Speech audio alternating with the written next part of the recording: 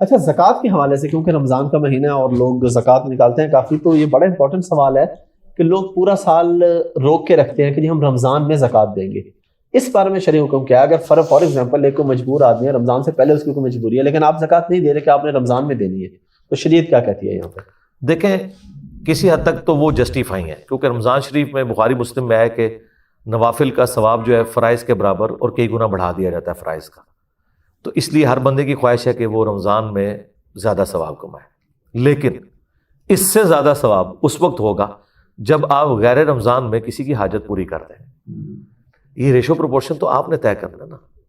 میں 2014 میں آخری دفعہ گیا ہوں عمرے پہ، حالانکہ آپ سوچ سکتے ہیں کہ اس وقت میرے اسٹوڈنٹس اس لیول پہ ہیں مکہ مدینے میں کہ وہ مجھے حرم مدینہ روضہ شریف کے اندر بھی وزٹ کروا سکتے ہیں اور خانہ کعبہ شریف میں بھی.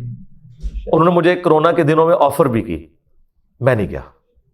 اس کی وجہ یہ میں نے کہا یار میں نے حج بھی کر لیا 2007 میں، عمرہ بھی کر لیا، میں اس سے بہتر مصرف یہ سمجھتا ہوں کہ میں کسی غریب آدمی کو یہ پیسے دوں، کسی غریب بچے کے تعلیم کا میں خرچہ اٹھاؤں. پاکستان جیسے غریب ملک میں پاورٹی سرکل، غربت کے دائرے سے باہر نکلنے کا واحد ذریعہ تعلیم ہے. ہم جو لوور مڈل کلاس سے اپر مڈل کلاس میں ہیں تو تعلیم کی برکت سے، ادروائز امیر کا بچہ ہی امیر ہوتا ہے. تو ہم غریبوں کا خرچہ کیوں نہ اٹھائیں، ان کاموں میں پیسے کیوں نہ لگائیں. نبی الاسلام نے کتنے عمرے کیے ہیں؟ ایک حج کیا زندگی میں، اور 4 عمرے کیے، 4 عمرے، ان میں سے بھی وہ عمرہ قضا بھی تھا. اچھا ہم یہ نہیں کہتے کہ اگر کوئی بہت امیر آدمی وہ ہر سال بے شک حج کرے، اگر وہ اتنا ہی اللہ کی راہ میں بھی لگاتا ہے بہت اچھی بات ہے، ہم دوسرے ایکسٹریم رویے پہ نہیں آتے. لیکن جس کے پاس ہے ہی جمع پوجی اتنی کہ یا عمرہ کر لے یا غریب آدمی کو دے، تو میرے بھائی میں تو یہ کہوں گا کہ کروڑوں عمروں سے وہ ایک بچے کا خرچہ اٹھانا بھاری ہے.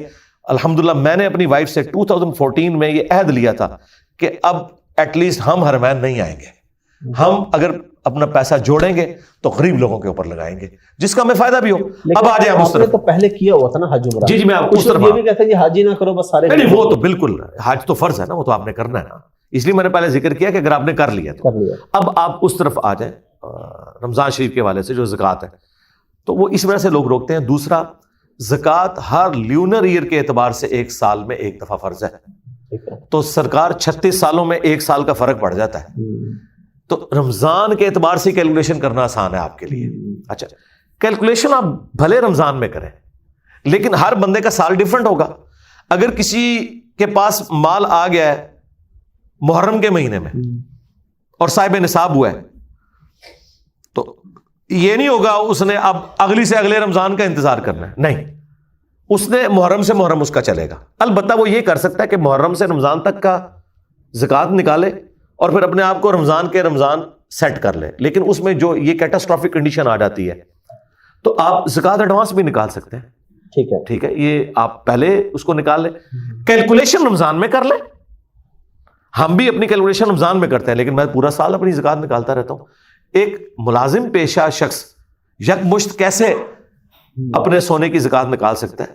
ظاہر ہے وہ پر منتھ ہی نکالے گا نا، ڈیوائڈ کر کے نکالے گا نا. ہاں سال بعد اکٹھا نکالنا پڑ جائے اس کو تو بڑی ایک تکلیف دہ چیز ہے، بعض اوقات نہیں ہوں گے اس کے پاس پیسے، تو وہ ہر مہینے تھوڑی تھوڑی کر کے نکالتا جائے.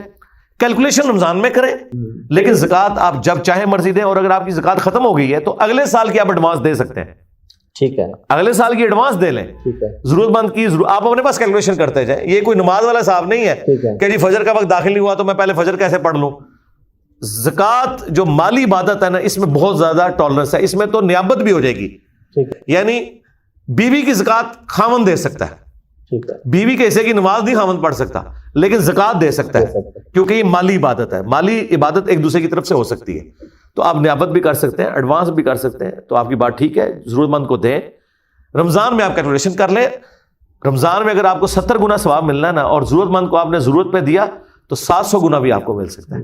تو یہ لالچ نہ کریں کہ اس بندے کی ضرورت. اب کورونا کے دنوں کے اندر میں نے اپنی وائف کو بلایا جب یہ بالکل لاک ڈاؤن ہو گیا تھا. میں نے کہا جی اپنے محلے میں دیکھو، رشتہ داروں میں جتنے بندے ان کی لسٹ بناؤ، 25-30 بندے جتنے بنتے ہیں. اس وقت تو یہ تھا کہ 1-2 مہینے کے لیے یہ لاک ڈاؤن ہے. تو میں نے کہا 2 مہینے کا جو ایک ایوریج بنتا ہے نا، یہ ساری کیلکولیشن کرو.